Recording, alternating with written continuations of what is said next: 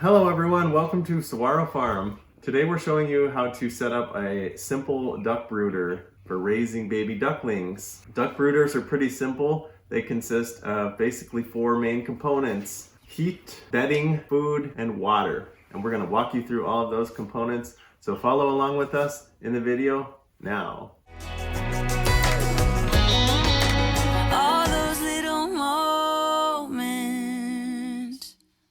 So we're setting up our duck brooder for our little baby ducks that just hatched, and it's pretty straightforward to set up a brooder. All we're using is a stock tank, one of the long rectangular style ones, and then we put some pine shavings in it, and we have 2 heat lamps so the ducks can spread out and disperse and get warm as needed. So first thing to talk about here is our heat source for these ducklings. Ducklings need 90 to 95 degree temperatures when they first go into a brooder, and we achieve that with these special heat lamps. We use these infrared R40 bulbs, and they are 250 watts each, so they draw quite a bit of power, and that's just enough to keep the brooder set up nice and warm. As you can see, they emit a red light. The red light helps their sleep not get interrupted. It's supposed to be the most gentle light on their eyes for sleeping through when you're a little duckling. Next, we'll talk about the bedding for the brooder.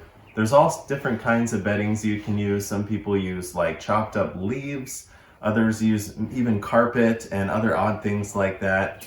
The more common types of beddings are usually like a wood shaving or a kind of type of pellet bedding. We have been using pine shavings from Tractor Supply for the last 3 batches of ducks we have, and it's never steered us wrong. Pine shavings are antimicrobial, and they are generally extremely easy to find pretty much anywhere you're located for a pretty economic cost as well. So for those of you who are concerned with the mess of water, bedding, poop all mixing together, we've tried a lot of different ways. We've tried putting a cookie sheet, we've tried using a wooden frame with wire over the top.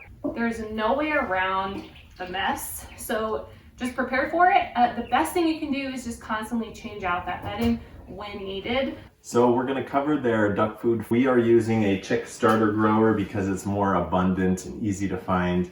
Duck starter growers, typically you have to order.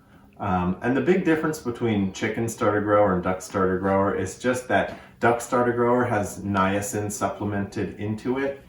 And little ducklings need niacin. It's crucial for their development as opposed to chicks.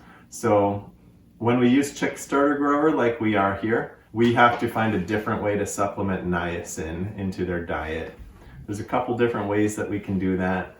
Into their feed, we can add nutritional yeast. That is one way to add some niacin into their feed. When looking for feed, if you do choose to use the chick feed, make sure to use non-medicated, because the medicated feed could make them sick and potentially die, as it's not formulated for the ducklings. To my left here, we have their water system. And as I mentioned before, ducklings need a niacin supplement. So we are supplementing niacin to them in their water. All you need is like 1 teaspoon per gallon of water. So this little bit of powder goes a long way. In addition to their water, we're gonna add a little bit of apple cider vinegar.